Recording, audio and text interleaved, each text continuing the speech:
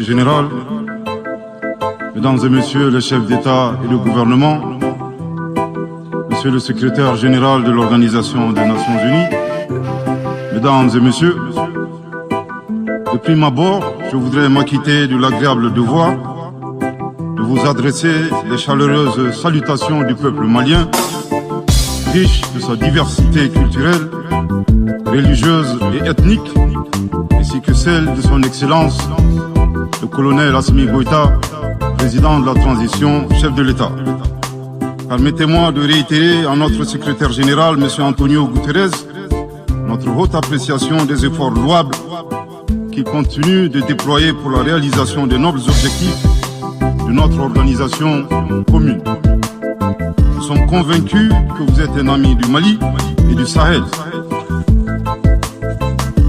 L'amitié reposant sur la sincérité, souffrez que je vous exprime mon profond désaccord suite à votre récente sortie médiatique, au cours de laquelle vous prenez position et vous exprimez sur l'affaire des 46 mercenaires ivoiriens, qui est une affaire bilatérale et judiciaire entre deux pays frères.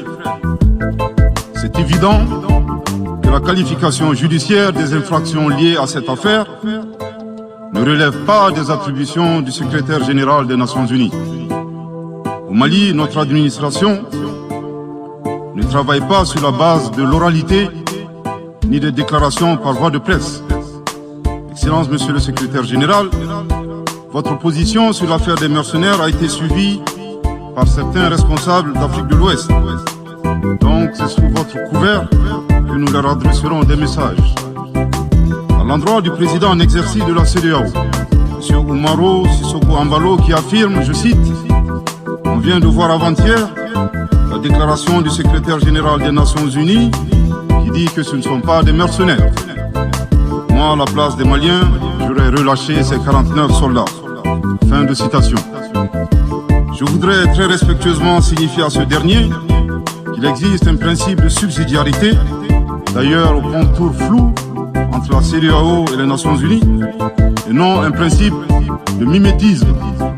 Également, il est important de lui préciser que le secrétaire général des Nations Unies n'est pas un chef d'État, le président en exercice de la CEDEAO n'est pas un fonctionnaire. Par conséquent, il serait indiqué qu'il ne banalise pas la CEDEAO.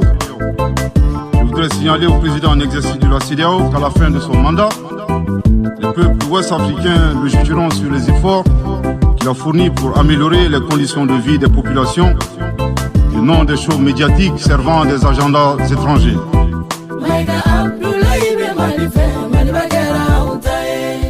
À l'endroit de M. Bazoum, il remarquera que le gouvernement de la transition n'a pour le moment jamais réagi à ces propos injurieux pour deux raisons cumulatives. La première raison tient au respect de l'héritage laissé par nos ancêtres, qui consiste à ne pas répondre aux injures par des injures. La seconde relève de l'identité de M. Bazoum, l'étranger qui se réclame du Niger. Nous savons que le peuple nigérien, frère du Mali, se distingue par des valeurs sociétales, culturelles et religieuses très riches. M. Bazoum n'est pas un Nigérien, son comportement nous le reconforte totalement dans notre constat. Excellence, Monsieur le secrétaire général, le Mali tirera toutes les conséquences du droit de vos agissements.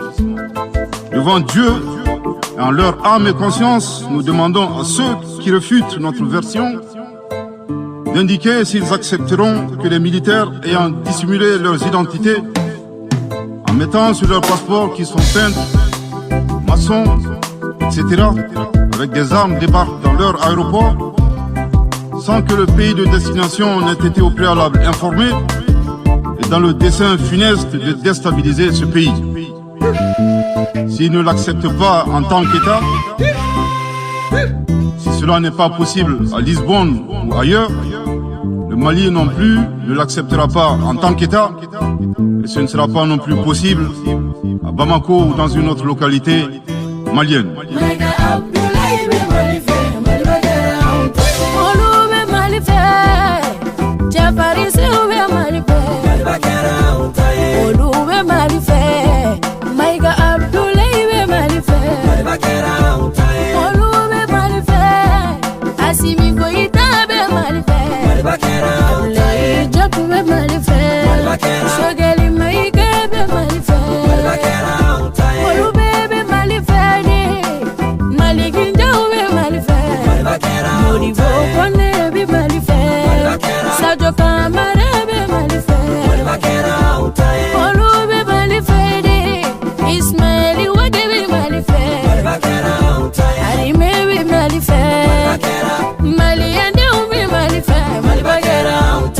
Monsieur le Président, le monde se souviendra qu'après avoir été abandonné en plein vol le 10 juin 2021 par la France, qui a unilatéralement décidé de retirer la force Barkhane du Mali, mon pays a été ensuite poignardé dans le dos par les autorités françaises. La précision est d'autant plus utile que nous refusons tout amalgame avec le peuple français que nous respectons. Les autorités françaises, profondément anti-françaises, pour avoir renié les valeurs morales universelles et trahi le lourd héritage humaniste des philosophes des Lumières, se sont transformées en une junte au service de l'obscurantisme. Je répète, les autorités françaises, profondément anti-françaises, pour avoir renié les valeurs morales universelles et trahi le lourd héritage humaniste des philosophes des Lumières, se sont transformées en une junte au service de l'obscurantisme. Je répète pour une dernière fois. Les autorités françaises profondément anti-françaises, pour avoir régné les valeurs morales universelles et trahi le lourd héritage des philosophes des Lumières, se sont transformées en une junte au service de l'obscurantisme.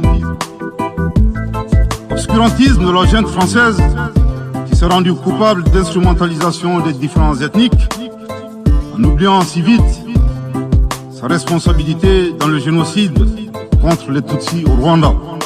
Coupable également de tenter désespérément de diviser les Maliens, enfants d'une même famille. Enfin, obscurantisme de la junte française qui a violé l'espace aérien malien en y faisant voler des vecteurs aériens tels que des drones, des hélicoptères militaires et des avions de chasse plus d'une cinquantaine de fois, en apportant des renseignements, des armes, des munitions aux groupes terroristes. Afin de se donner une bonne conscience, la junte française accuse le Mali de n'avoir pas été reconnaissant en se gargarisant de la mort regrettable de 59 soldats français au Mali lors de diverses opérations de lutte contre le terrorisme. À cette triste accusation, nous rappelons que dans la majorité des interventions d'officiels maliens et des cérémonies, nous rendons systématiquement un hommage à l'ensemble des victimes de l'insécurité au Mali, sans distinction de nationalité, donc y compris les 59 Français décédés. Aussi, nous les invitons à ne pas s'arrêter à si bon chemin et de remonter le temps, en passant par leur intervention en Libye, décriée par toute l'Afrique, sans oublier la participation forcée des milliers d'Africains à la Première et la Seconde Guerre mondiale, sans oublier la traite négrière qui